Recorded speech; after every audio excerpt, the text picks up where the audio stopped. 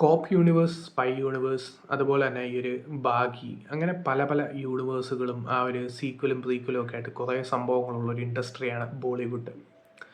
So ഇങ്ങനെയുള്ള ഒരു ബോളിവുഡ് എപ്പോഴും ഓൾഡ് ഫോർമുലാസാണ് ട്രൈ ചെയ്യുന്നത്. ഇപ്പോൾ കരൺ ജോഹർ മൂവീസ് ആണെങ്കിലും പല പല ടെംപ്ലേറ്റ്സിലുള്ള ഓൾഡ് ടെംപ്ലേറ്റ് ഫോളോ ചെയ്യുന്ന ഒരു ഇൻഡസ്ട്രിയാണ് ബോളിവുഡ്. വളരെ ചുരുക്കം ചെറിയ ചെറിയ സിനിമകളും വെബ് സീരീസൊക്കെയാണ് അവിടെ നമ്മളെ കൂടുതലും എക്സൈറ്റ് ചെയ്യിപ്പിക്കുന്നത്. അല്ലാതെ നോക്കുകയാണെങ്കിൽ ഒരു സൈഡിൽ റീമേക്സ്, ഒരു സൈഡിൽ യൂണിവേഴ്സ്, അങ്ങനെ വളരെയധികം റെപ്പറ്റേറ്റീവായിട്ട്, അല്ലെങ്കിൽ ഒരു സൈഡിൽ പ്രൊപ്പഗണ്ട മൂവീസ്. സോ അങ്ങനെയുള്ളൊരു പ്രൊപ്പഗണ്ട മൂവിയാണ് ബാരമുല്ല എന്ന് പറയുന്ന നെറ്റ്ഫ്ലിക്സിൽ നവംബർ 7 ഡയറക്റ്റ് OTT റിലീസായി ഈ ഒരു സിനിമ. ഈ സിനിമ പറയുന്ന കഥ, മാനവക്കോളാണ് ഇതിൽ റിദ്വാൻ എന്ന് പറയുന്ന DSP ആയിട്ട് അഭിനയിക്കുന്നത്. സോ ഈ റിദ്വാൻ എന്ന് പറയുന്ന DSP അന്വേഷിക്കുന്ന ഒരു കേസ് കുട്ടികളെ കണ്ടിന്യൂസ് ആയിട്ട് കാണാതെ പോകുന്നു.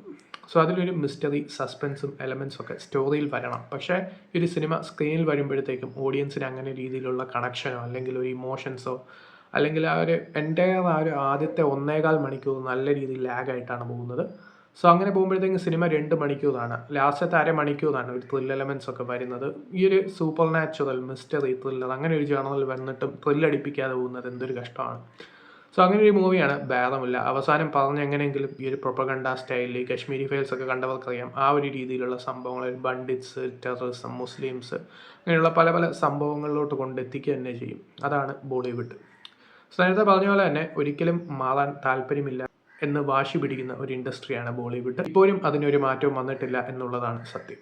സോ നെറ്റ്ഫ്ലിക്സിൽ ബാരമുല്ല അവൈലബിൾ ആണ്. താല്പര്യമുള്ളവർ കണ്ടു നോക്കാം.